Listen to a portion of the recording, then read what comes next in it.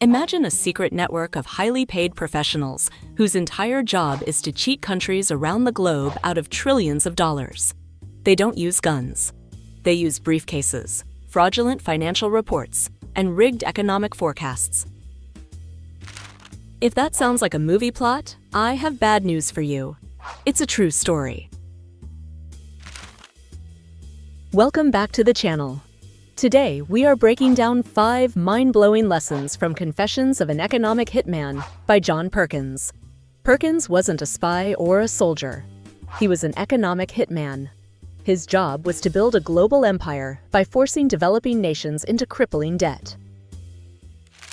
If you want to understand why so much of the world is trapped in poverty and how global politics actually works behind closed doors, stick around. Here are the 5 shocking lessons from John Perkins' Confessions. Point number 1. Foreign aid is often a trap designed to enrich U.S. corporations. When we hear that the World Bank, or USAID, is loaning billions to a developing nation like Indonesia or Ecuador, we think it's charity. Perkins reveals the dark truth.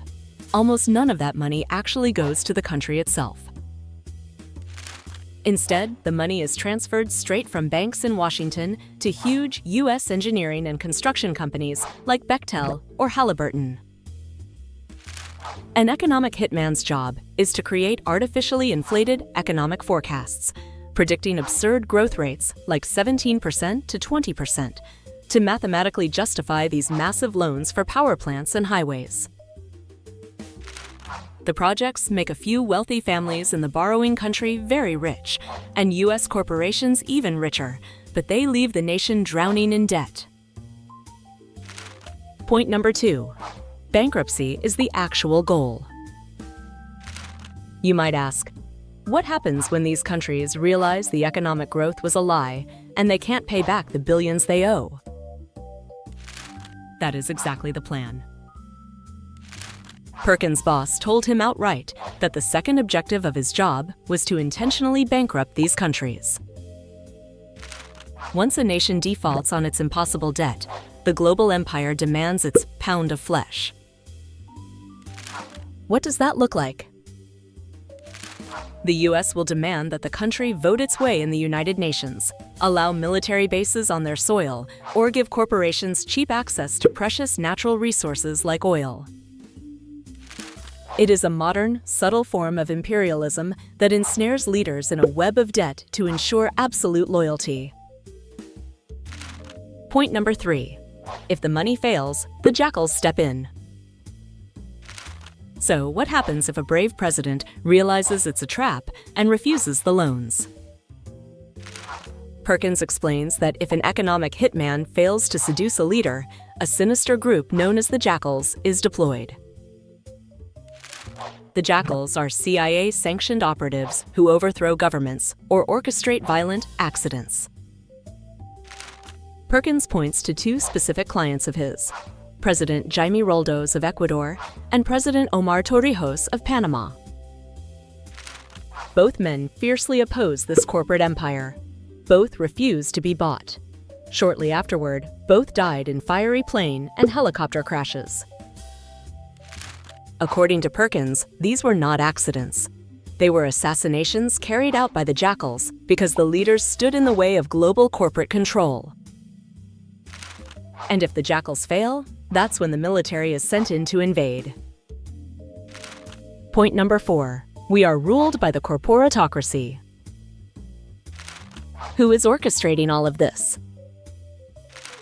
Perkins calls it the corporatocracy, a tight-knit fraternity of corporate executives, international bankers, and government officials.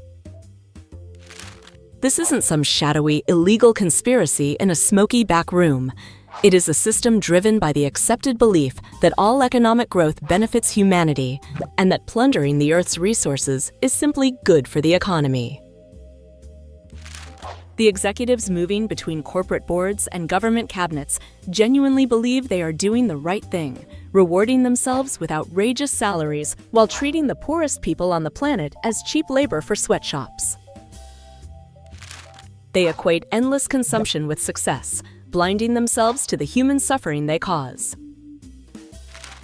Point number 5. The empire is self-destructive, but we can change the dream. Eventually, Perkins couldn't live with the guilt. He looked at the historical ruins of slave plantations and realized he was just a modern-day slave trader, shackling entire nations with debt instead of iron chains. He quit his job to expose the truth. The most profound lesson here is that poverty and terrorism aren't random. They are the direct result of desperate people being pushed to the brink by this exploitative system. But Perkins insists there is hope. The corporatocracy only survives because we, as consumers, feed it.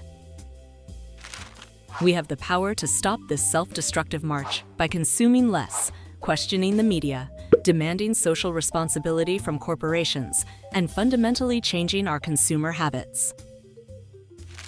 John Perkins' story is a terrifying wake-up call.